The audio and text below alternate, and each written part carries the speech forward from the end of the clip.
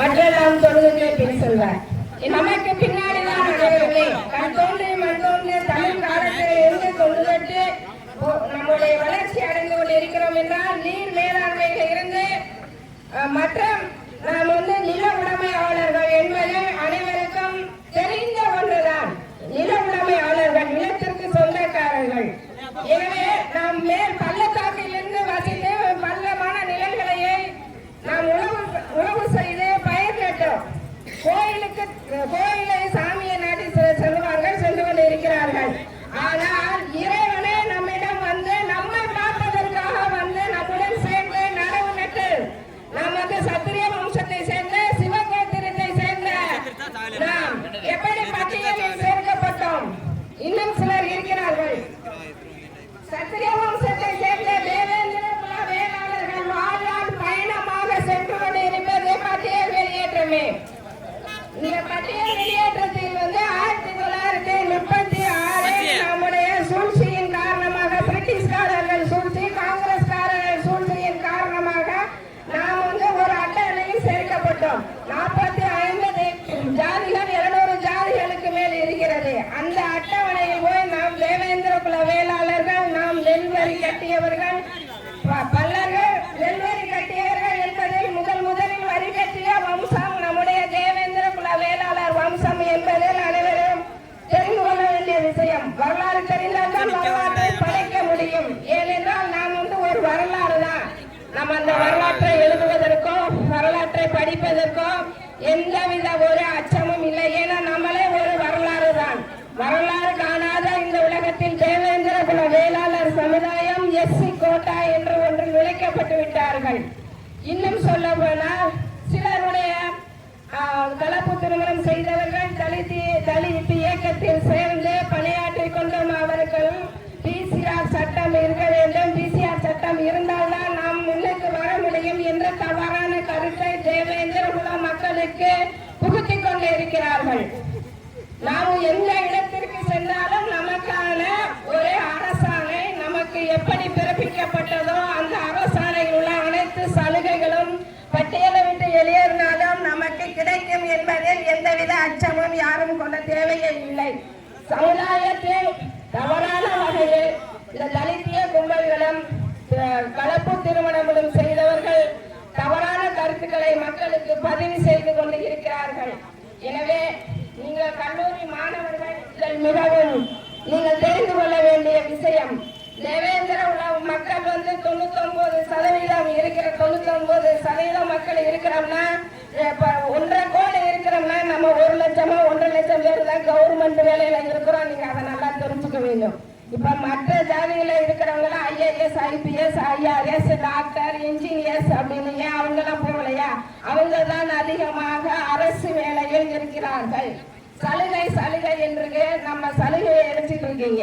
சலுகையில 1 mark 2 mark தான் கூட கிடைக்கும். நீங்க எங்க போனாலும் படிச்சாதான் இந்த காலத்துல நமக்கான ஒரு அங்கீகாரம் கிடைக்கும். எல்லாரும் சொல்றாங்க நீங்க பட்டியலை விட்டு வெளியேறிட்டீங்கன்னா நீங்க உங்களுக்கு ரொம்ப சலுகை எல்லாம் போயிடும் அப்படின்றாங்க. எப்படி சலுகைகள் போகும்? அவங்க எப்படி படிச்ச ஐஏஎஸ், ஐஆர்எஸ் ஆகுறாங்க. அதே போல நானும் படிக்க வேண்டும், படிப்பில் கவனம் செலுத்த வேண்டும். பட்டியல் வெளியேறினால்தான் நாம் எப்பொழுது பிசி ஓபிசி இருந்தோமோ அந்த அந்தஸ்தை பெற வேண்டும். பிசிஆர் சட்டம் என்று சொல்றீங்க. இப்ப எவ்வளவு வன்கொடுமைகள் நடந்து கொண்டு இருக்கிறது. வன்கொடுமைகள், ஜாதிய வன்கொடுமைகள், ஆவண கொலைகள் எடுத்துக்கொண்டால் அது அரசியல் வரைக்கும் கொண்டு சென்று வருகிறார்கள். தேவேந்திர குல வேளாளர் சமுதாய மக்களே, ஆவண கொலைக்கு ஏன் நீங்கள் போகிறீர்கள்? நம்ம தேடி யார் வந்தாலும் அவர்களுக்கு புத்தி சொல்லும் அளவிற்கு நாம் ஒரு வம்சத்தை சேர்ந்தவர்கள். ராஜராஜ சோழனுடைய அனைத்து வரலாற்றின்படிதான் ஒவ்வொரு நிகழ்வுகளும் அரசியல் அமைப்பு சட்டத்திலும் நடந்து கொண்டிருக்கிறது. ராஜராஜ சோழன் காலத்தில் தான் பெண்களுக்கு வேலை வாய்ப்பு கிடைத்தது, ராணுவ படை அமைக்கப்பட்டது, நீர் மேலாண்மை அமைக்கப்பட்டது. தஞ்சாவூர்ல நந்திக்கு அபிஷேகம் பண்ணும் தண்ணி சிவகங்கையில சேருது அப்படின்னு சொல்ற நீர் மேலாண்மை சேமிப்பு. அதே மாதிரிதான் இலவசமாக ஆடு கொடுக்கறாங்க, மாடு வளர்க்கிறாங்க. யார் கொண்டு வந்தது? தேவே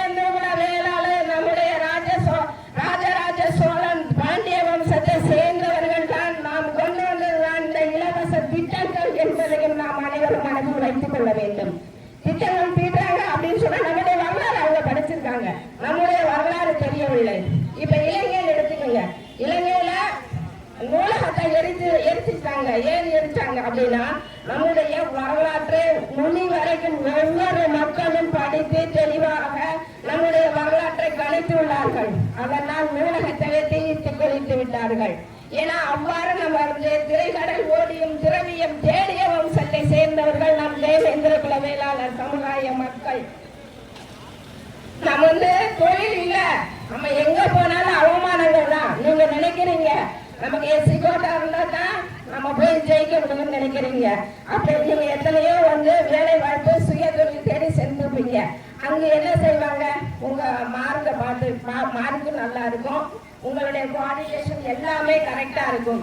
ஆனால் அந்த ஜாதியை பார்க்கும்போது நம்முடைய தேவேந்திர குல வேளாளர் என்று பார்க்கும்பொழுது முகம் சுழித்து நம்முடைய தூக்கி அங்க வச்சிருவாங்க. அந்த நிலைமை நமக்கு எதற்கு?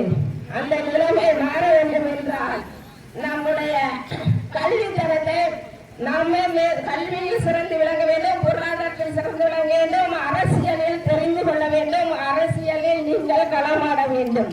அரசியல் தெரிந்தால்தான் நம்முடைய எஸ்சி பட்டியலிருந்து நாம் எவ்வாறு வெளிவர வேண்டும் என்பதை உங்களுக்கு நான் தெரியப்படுத்துகிறேன், தெல்லம் தெளிவாக தெரியப்படுத்துகிறேன்.